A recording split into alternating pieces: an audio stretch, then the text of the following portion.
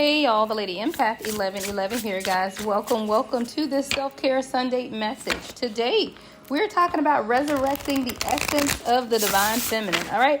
Resurrecting the essence of the Divine Feminine. And I actually wasn't going to post today, which is why this is coming out later. I was going to do it on Monday since I am not in my regular reading space. But, it's Resurrection Sunday, right? So I'm getting all these text messages from friends, family, and everyone. He is risen, and you guys know I'm not that religious. I balance, I believe, religion and spirituality well. But I do believe that this is a resurrection day, okay? It is a resurrection day of the Divine Feminine. We are resurrecting the essence of the Divine Feminine. I feel a lot of times, guys, we as Divine Feminine have lost that sense of femininity. We have lost our softness. And you guys have heard me say these messages before. And, this is my platform. This is what I embrace and embody within myself. So I absolutely will spread that message to my listeners as well. And I was actually listening to a video, guys, about the Sigma female, in which I am a Sigma female. I am a Sigma empath as well. And see, a lot of times we as the collective, we end up having to embody this alpha female. And we wear it with a badge of honor, right? But then there's a lot of us who they say is the opposite of alpha, which is beta. So, that's someone who's very submissive, subtle, may not stand up for themselves. But what we do not hear a lot about, guys, is the Sigma female. Okay. You don't have to be alpha and you don't have to be beta, because walking in too much of your alpha energy is what makes you out of balance. Okay. You should always have a good balance of feminine and masculine energy. And a lot of times we as the divine collective, we are taught to, stand up for ourselves, women's liberation. And of course, I believe all of that, but I also believe in the feminine essence of remaining feminine, of walking in that femininity, of owning the soft side of you as well. And I do believe the balance of the two is a Sigma female, because a Sigma female, and you guys of course can, look these videos up on YouTube to get more information, because this is not a reading about being a Sigma. But what it is about resurrecting the essence of the feminine energy that you have. Because when we have to do what we have to do, right, to support our families, to live and sustain and survive, we are caused to, walk in that feminine energy. But, the card that has came out now is this repeating patterns. See, a lot of times we just repeat the patterns of our generations before us. That's those generational curses that we need to break at this time. See, a lot of times we are repeating the patterns of our mothers and repeating the patterns of our grandmothers, and they only did what they did because they didn't know any different either. So we are being called at this time, Divine Feminine, to stop repeating the patterns. Okay. This is really us becoming more aware of ourselves at this time, walking in the your own awareness on what is the lessons that you need to learn in order to break the repetitive cycle. This repeating patterns card here is represented by the number 5. The number 5 is about change. There is something that we need to examine as the Divine Feminine and change so that we are not repeating those same patterns of behavior. See, a lot of time, we say, what is that saying? People don't do better because they don't know better, or when you know better, you do better. Take it how, it resonates with you. But I do feel like we are in this spiritual dispensation to where we know better. So now that we are coming into the knowledge of things, it is time for us to what? Do better. So now that you know better, it's time to do better, Divine Feminine. And what that means is beginning to resurrect the essence of your own divine femininity, beginning to relinquish some of that control and power so that you can balance out your energy in order to truly manifest those things that we want in life. And we always say this, whether that's love, career, finance, whatever it is that you're trying to manifest for yourself, you can't manifest anything if you're out of balance. It's like trying to I'm picturing a waiter or a waitress holding a tray. I waited tables all through college, guys, right? So I picture holding this tray. And whenever we put drinks on a tray, we would always balance out the drinks. If you put too much on the left, it's going to fall over. If you put too much on the right, it's going to fall over, right? So you have to balance the energy. Well, that's the same thing with us, Divine Feminine. You have to balance your divine masculine and your divine feminine energy, or everything is going to fall off the edge, right? So if you're wondering why you can't seem to get things together and why things seem to be moving moving in slow motion, or every time you feel like you're succeeding in one area of your life, things begin to fall apart in another area, it's because things are not balanced. Okay. The next card out is moon honor phases. It's time to begin to honor the divine feminine within. That is beginning to respect yourself. Where are you in this journey of self-care? It's time for you to sync with the cycles. And this is very important, guys. And I am going to do a reading tomorrow on what it is that we need to know going into this eclipse season, right? But even now, we're experiencing the different phases of the moon, guys. And we have to always remember that we are spiritual beings, right? Living this human experience. So when things happen to us in the universe, in the eclipses, in the moon phases, all of that absolutely affects us energetically, right? Energy is all around us. So we have to be aware of these moon phases, and then we have to honor these phases, which means respect where you are at this time. See, a lot of times we beat ourselves up because we are not where we want to be, or are not where we feel like we need to be at this time. But Spirit is telling you to honor where you are, wherever that is. All right, because that's going to allow you to continue to balance out your energy. See, a lot of times, divine feminine, if we don't have the career, we're not in the career that we want. We beat ourselves up. Why didn't I continue to go to school? Why did I wait so long to go back to school? Why did I allow my children to stop me from continuing my education or pursuing my passions and my dreams? But before we can change anything, we have to honor where we are at this time. So Spirit is calling you to honor where you are at this time so that you can balance that energy out. And as you begin to balance that energy out, then you can begin to transmute it, right? You can't transmute energy that's all over the place, right? So if you're up one day and down the next day, how can you balance out energy when you don't even know where you're going to be energetically that day, right? So a lot of times we find ourselves a lot of scattered, sometimes emotionally, because we are not balancing our energy out, but yet we're trying to manifest some things or transmutate the energy, but the energy is all over the place, right? So it's really time for us to begin to go into this self-care mode of really balancing out ourselves, paying attention to the cycles, and then determining, where are you? Where are you in your life? Okay. So the next card out, guys, is Manifest Magic. Okay, this is the number 8. And let me go back, guys. I'm sorry for that moon phase card, because the moon phase card is the number 1. And I do feel like that is where you have to start. Starting from the beginning. So the very first card out was that repeating patterns, which was number 5. That's about change. You have to change the way you're repeating these patterns. But then when you look at the next card, which was the moon card, honor phases, before you can begin to honor yourself, you have to start from the beginning of when you started dishonoring yourself, so that you can understand that and then have that new beginning. And now on to our next card, which is Manifest Magic. Okay, that is represented by the number 8, and 8 is about manifestation. Okay, it is weaving. Where are you at this time? Weave your magic. Okay, it's miracles.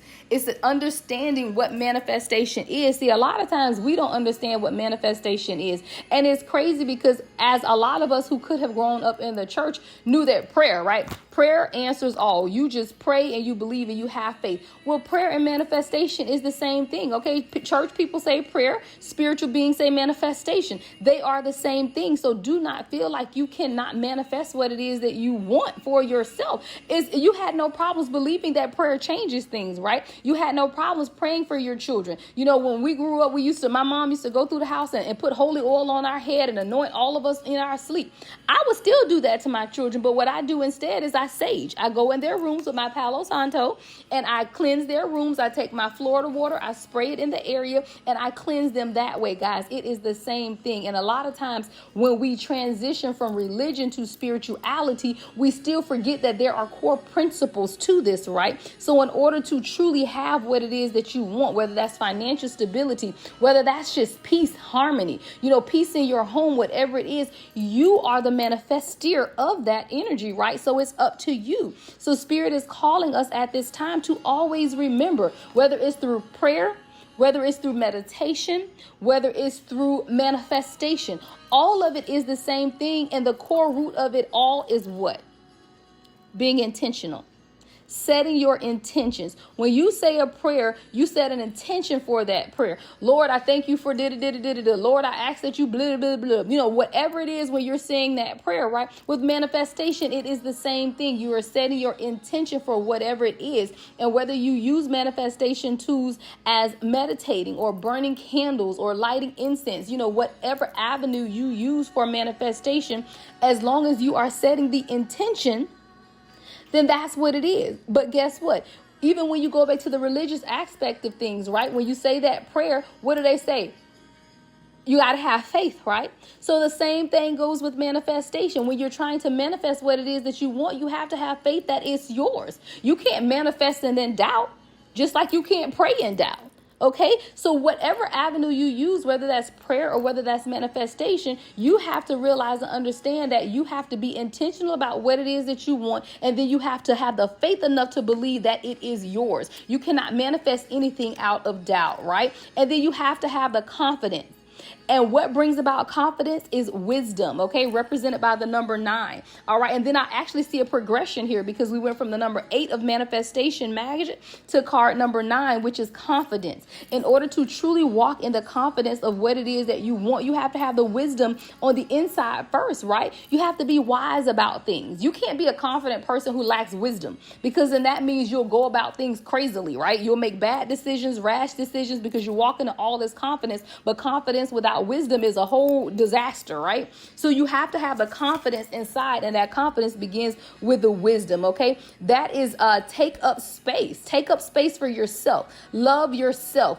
Be you. You are worthy. See, a lot of times we have to realize that for ourselves, divine feminine. See, we take up space for everyone else, right? We hold space for our children. We hold space for our family. We hold space for our partners, our loved ones. But are you really holding space for yourself, divine feminine? This card represented by the number 9 is confidence. And it says, take up space. I am giving you permission right now, divine feminine, to take up space for yourself. Block out time for yourself. And that is something that I am always intentional about. I think it was Friday. I went and got my nails and toes done. I was actually going to go get a foot massage too, and I just ran out of time. You guys have to remember to take up space for yourself in whatever it is that you're doing. At least find one day a week, even if it's these Sunday messages that I send out on Self-Care Sunday. Find a day that you can take up space for yourself. You are important. And see, a lot of times we as a divine feminine have not had people and others around us that told us how important we are, how worthy we are. And see, we tend to forget who we are. But let me tell you, if nobody ever tells me how important and worthy I am, I'm always going to tell myself. You have to take up space for yourself. Say those daily affirmations, okay? Encourage yourself. I think that's a church song. I just have encourage yourself in the Lord. Yeah, you got to encourage yourself sometimes. You have to, because a lot of times we look to external influence to give us validation, right? But what if the validation that we need is already inside of us? You have to know who you are, because when you know who you are, you don't need external validation. You don't have a problem encouraging yourself. And that's not to say that you won't get down, because you absolutely will. I have some days where I'm not feeling it, right? But then I have to remember that I can encourage myself. I can transmutate that energy. And when it gets really bad, then guess what? I'm going for a massage. I'm going for Reiki. I'm doing whatever it is I can to lift myself up. And we as the divine feminine, we fall praise to the lies, are what I say, because this world has taught us that if we are in a relationship, or even if we're among friends and family, that we have to have other people encourage us and bring us out or make us feel better about ourselves. And for sure, if you're in a relationship, oh my God, society has told us that your person should make you feel better. Your person should make you do this, and your person should make you do that. But everything, that's a lie, guys. That is a lie, because everything that you need is within you. And if you cannot encourage yourself, how can you have that expectation that someone else can encourage you? That's too much weight to put on somebody else. And we have to be real with it. That is not your person's responsibility to make you feel good about yourself. That is your responsibility. It is not your person's responsibility to validate your emotions and feelings. That is your responsibility. I feel like Divine Collective that we put too much weight on other people, which then relinquishes our own responsibility for our own general wealth, health, and safety. You have to love yourself first. You have to encourage yourself first, because guess what? When you do that, then the people around you will do the same. It's not like I'm saying encourage yourself and don't worry about if your partner or people around you encourage you. That's not what I'm saying at all. But I can guarantee you there's always a mirroring effect. And that is something that is so very important for the Divine Feminine to realize. Because when you begin to do the work on yourself, and you begin to appreciate yourself, and you begin to validate yourself, then your divine counterpart will mirror those same things. A lot of times, Divine Feminine, we get so stuck in our heads about wanting someone else externally to validate us, to make us feel better. But it was never about, and is never about, the external aspects. This is an internal journey. And the journey is inside healing. The journey is resurrecting the essence of the Divine Feminine. And that means the ability to balance out that masculine and feminine energy. And I'm telling you, if y'all keep fighting against it, you're going to keep repeating these patterns. And that was the very first card that came out, repeating patterns. Until you begin to balance these energies, you're going to continue to repeat the patterns of the generations before you. And then guess what? The generations after you will do the same thing, because someone has to break that generational curse. Someone is being called to rest at this time. It's also represented by the number 9. You could be an earth sign somewhere in your chart. It's time to rest, Divine Feminine. It's time to slow down and connect. That means connecting to nature in order to calm your system. You know, people sound crazy. I hear my other lady, she always says, go hug a tree. But it's so serious. It's so real. You have to connect to nature, because guess what? Nature is always there. Nature is always grounded. Nature does not change, right? A tree is going to be a tree. Water is going to be water. So sometimes when we feel like we are ungrounded, we have to connect to nature in order to ground ourselves. Now, connecting to nature for some could be, again, hugging a tree, walking barefoot on the earth. I've seen Ayana lay prostrate on the ground. I am someone who loves water, so I'll go put my feet in water, either whether that's in my pool, if I can't get to a beach, but definitely prefer a beach in the sand to where I can connect. So you, as the Divine Feminine Collective, it's time to connect with nature, whatever that means to you. Nature could be plants, nature could be birds, butterflies, whatever it is in nature that you connect to. It's time for you to connect, because as you begin to connect, you're going to be able to release some of this pent up, stuck energy that has been causing you to be stagnant. We're resurrecting the essence of the Divine Feminine, guys. And that does not mean that you are going to be a beta female where you're just going to let somebody walk all over you and won't have your voice. But it does not mean that you're going to walk in that alpha female energy either, to where you are no earthly good because you can't nobody tell you nothing. And you chasing every man or masculine energy away that you come in contact with. Because all of this is energy. So you can be a male with divine feminine energy and you are chasing away people because you're too much in that masculine energy. You have to have balance. And that goes for both my divine feminine and divine masculine. Don't get it twisted. Divine masculine also has to find a balance within that feminine and masculine energy, because in order to be emotionally connected to your divine counterpart, even as the divine masculine, you have to draw upon that divine feminine energy. It's okay to cry. It's okay to feel emotions. It's okay to express those emotions. So if you are a divine feminine that has or walking in too much of your masculine energy, someone needs to tell you it's okay to be soft. It's okay to cry. It's okay to feel emotions. You don't have to keep that pent up. It's time to get grounded. We're being called to begin again.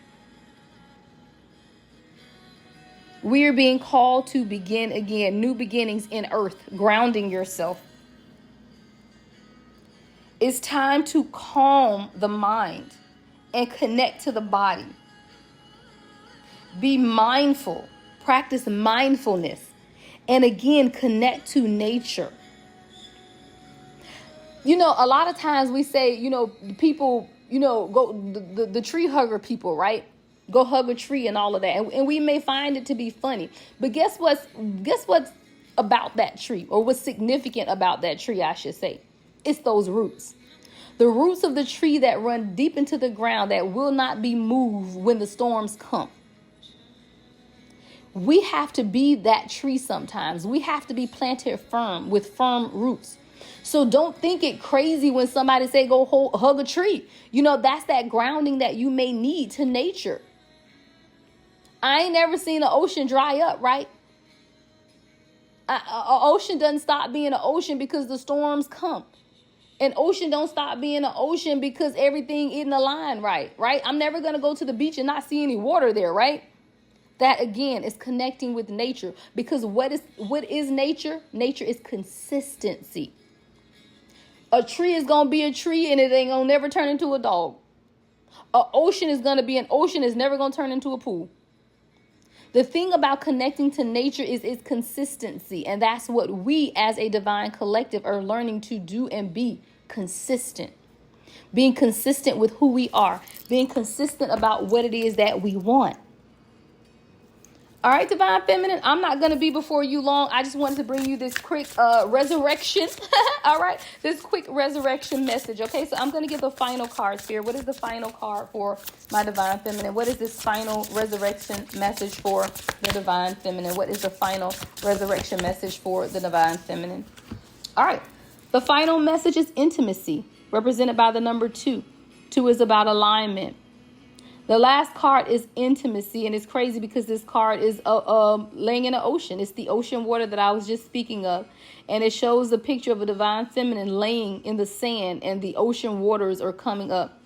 And this card says connect, discover, and voice your needs.